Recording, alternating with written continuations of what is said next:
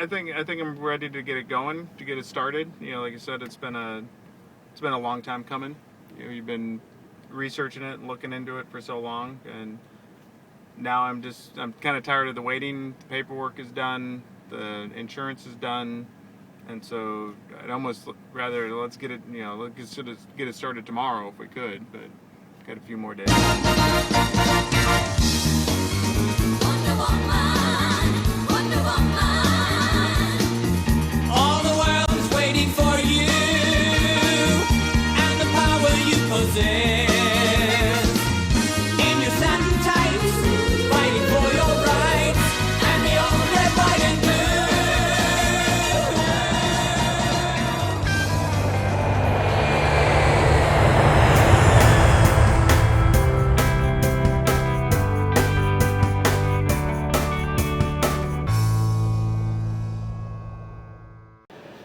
All of a sudden it seemed very real.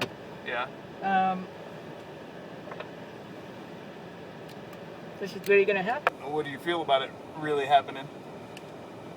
I mean, he showed where he was going to make the incision behind my ear and how he's going to shave my head a little bit and exactly how he was going to put it into my ear and how what to expect immediately after waking up, and I'm going to get a funny taste in my mouth. That was actually pretty weird.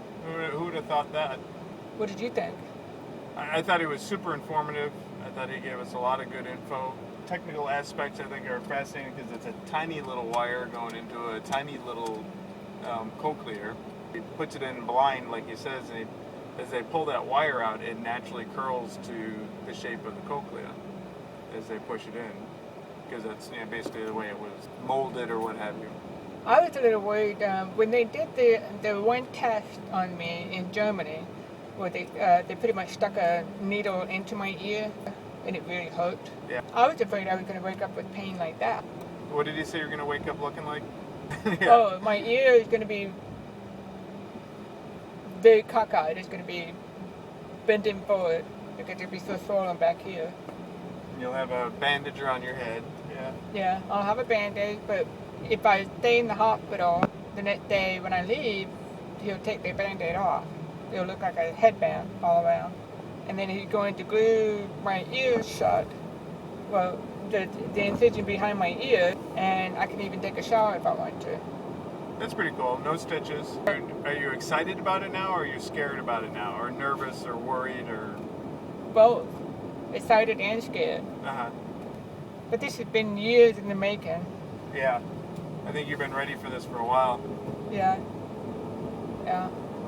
I mean, you think about it, 8 years ago, the doctor said that I wasn't a good candidate for it. Yeah. Because they said I've been wearing hearing aids all my life, and I was too old. But I guess the technology has gotten so much better now. I need to remember that once I get the cochlear implant, that it's not going to be an immediate process, and you can't just turn it on and I can hear right away. It's going to take a few months. Yeah, it's like the doctor said that it was, the easy part was the surgery. Mm-hmm. The hard part's going to come when they hook it up and turn it on.